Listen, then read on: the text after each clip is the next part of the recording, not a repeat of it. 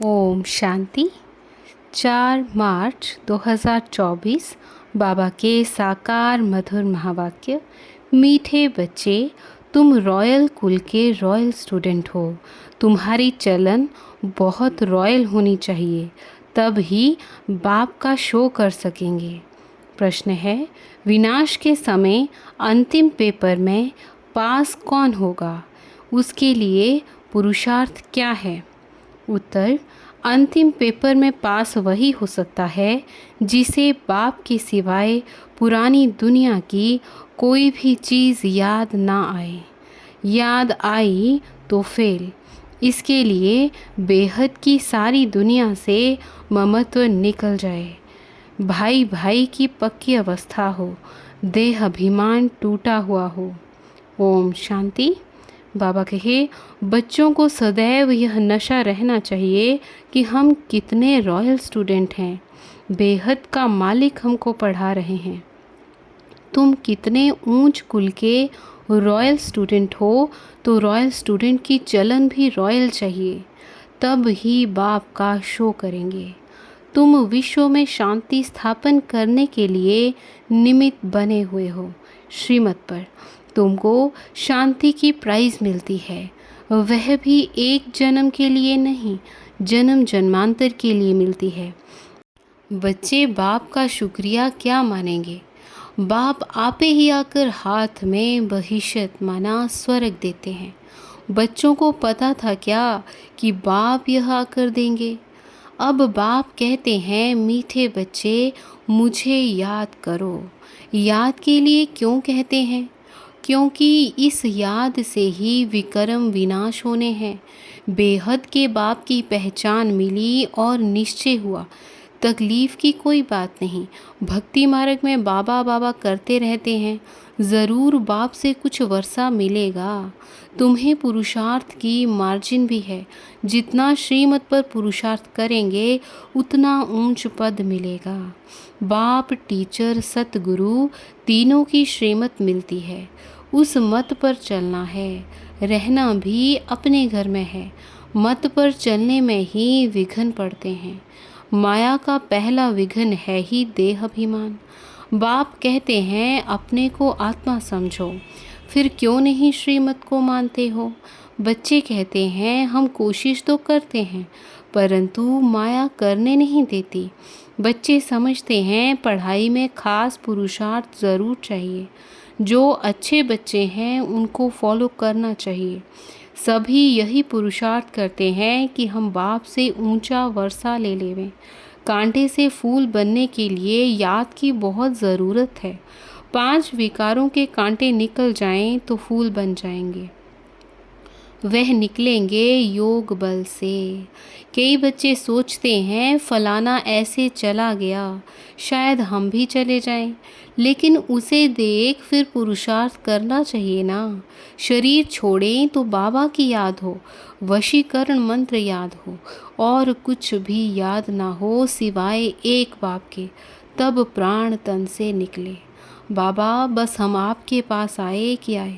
ऐसे बाबा को याद करने से आत्मा में जो कीचड़ा भरा हुआ होगा वह सब भस्म हो जाएगा। आत्मा में है तो शरीर में भी कहेंगे। जन्म जन्मांतर का कीचड़ा है, वह सारा जलना है।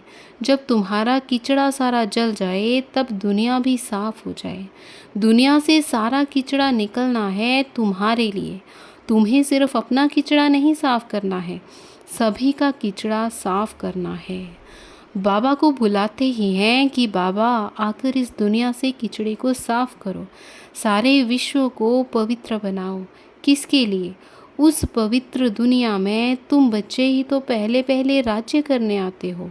तो बाप तुम्हारे लिए तुम्हारे देश में आए हैं। भक्ति और ज्ञान में बहुत फ़र्क है। भक्ति के लिए कितने अच्छे अच्छे गीत गाते हैं, परंतु किसका कल्याण नहीं करते। कल्याण तो है ही अपने स्वधर्म में टिकने में और बाप को याद करने में। तुम्हारा याद करना ऐसा ही है जैसे लाइट हाउस फिरता है। स्वदर्शन को ही लाइट हाउस कहते हैं। तुम बच्चे दिल अंदर समझते हो बाप दादा से हमें स्वर्ग का वर्षा मिलना है। यह है ही सत्य नारायण की कथा, नर से नारायण बनने की। बाप समझाते हैं तुम्हारी आत्मा जो तमो प्रधान बनी है उनको सतो प्रधान बनना है। सतयुग में सतो प्रधान थे, अब फिर सतो प्रधान बनाने बाप आया है। बाप कहते हैं मुझे याद करने से ही तुम सतो प्रधान बन जाएंगे। बाप ने ही गीता सुनाई थी, अब तो मनुष्य सुनाते हैं। कितना फर्क हो गया है। बाबा कहे भगवान तो भगवान है, वही मनुष्य से देवता बनाते हैं। नई दुनिया में है ही पवित्र देवताएं, बेहद का बाप है ही नई दुनिया का वर्षा देने वाला। बाप को याद करते रहो तो अंतमति सो गति हो जाएगी। तुम जानते हो बाप आते हैं संगम युग पर पुरुषोत्तम बनाने के लिए। अब यह 84 का चक्र पूरा होता है, फिर शुरू होगा। यह भी खुशी होनी चाहिए। प्रदर्शनी में जो लोग आते हैं उनको भी पहले श्री बाबा के चित्र के सामने लाकर खड़ा करो। बाप कहते हैं मुझे याद करने से तुम यह बन जाएंगे। फादर से वर्षा ही सतयुग का मिलता है। भारत सतयुग था, अब नहीं है, फिर बनना है। इसलिए बाप और बादशाही को याद करो तो अंतमति सुगति हो जाएगी।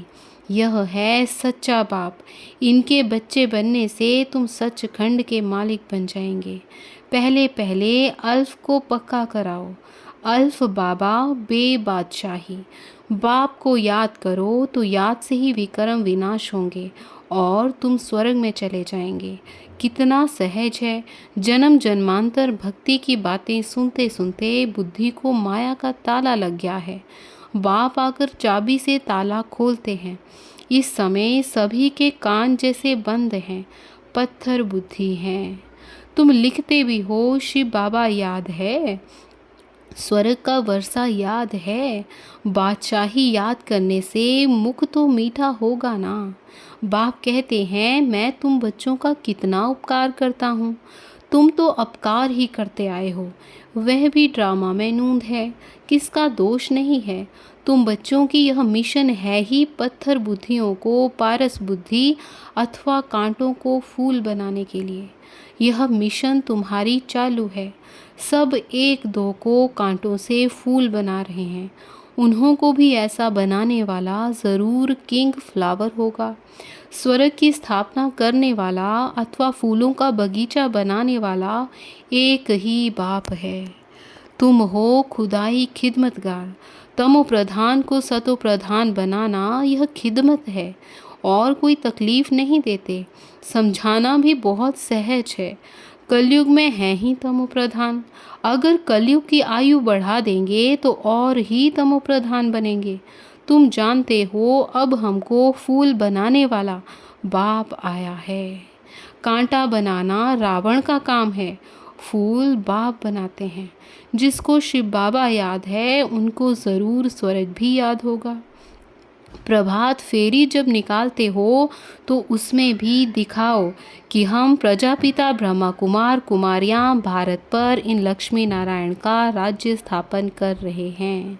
हम ब्राह्मण सो देवता बनते हैं, देवता सो फिर क्षत्रिय सो वैश्य। यह बाजोली है। किसको समझाना बहुत सहज है। हम ब्राह्मण हैं, ब्राह्मणों को चोटी होती है। तुम भी समझते हो हमने 84 का चक्र पूरा किया। बच्चों को कितनी अच्छी नॉलेज मिलती है और सब है भक्ति ज्ञान एक बाप ही सुनाते हैं। सर्व का सद्गति दाता एक बाप ही है। पुरुषोत्तम संगम युग भी एक ही है। इस समय बाप तुम बच्चों को पढ़ाते हैं। भक्ति में फिर यादगार चलता है। बाप ने तुम बच्चों को रास्ता बताया है कि यह पुरुषार्थ करने से तुम यह वर्षा ले सकते हो। यह पढ़ाई बहुत सहज है, नर से नारायण बनने की पढ़ाई है। कथा कहना रॉन्ग है, क्योंकि कथा में एम ऑब्जेक्ट नहीं होता, पढ़ाई में एम ऑब्जेक्ट है।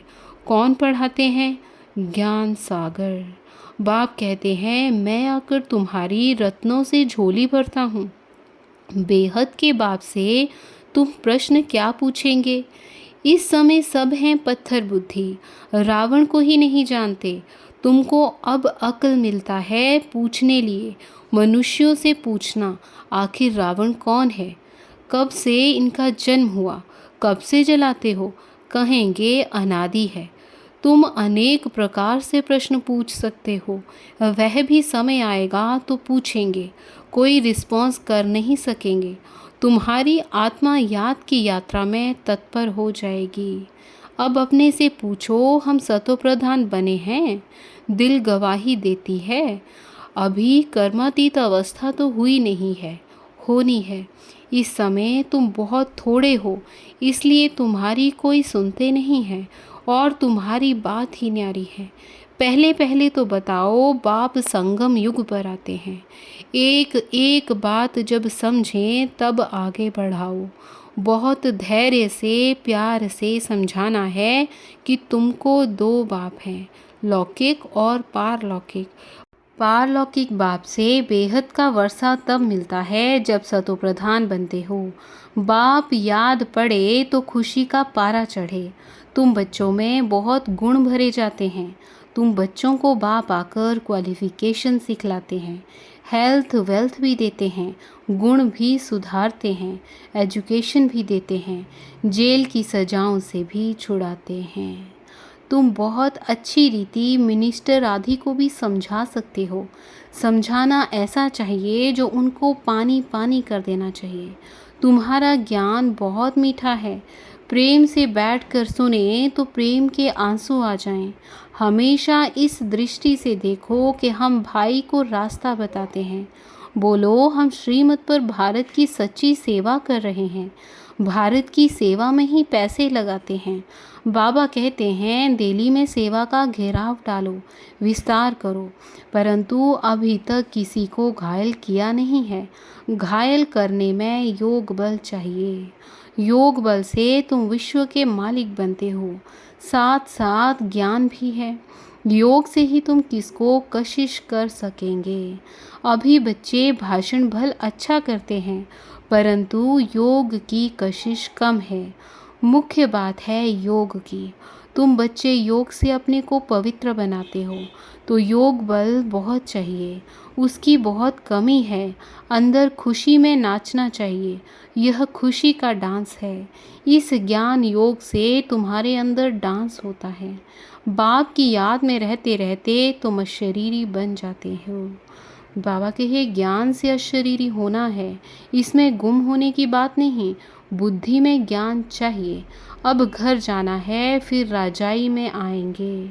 बाप ने विनाश और स्थापना का साक्षात्कार भी कराया है। यह दुनिया सारी जली पड़ी है, हम नई दुनिया के लायक बन रहे हैं। अब घर जाना है, इसलिए शरीर में भी कोई ममत्व नहीं रहना चाहिए। इस शरीर से, इस दुनिया से उपराम रहना चाहिए। सिर्फ अपने घर को और राजधानी को याद करना है। कोई भी चीज़ में आसक्ति नहीं हो। विनाश भी कड़ा होने वाला है। जब विनाश होने लगेगा तो तुमको खुशी होगी, बस हम ट्रांसफ़र हुए कि हुए। पुरानी दुनिया की कोई भी चीज़ याद आई तो फेल। बच्चों के पास कुछ है नहीं तो याद क्या आएगा।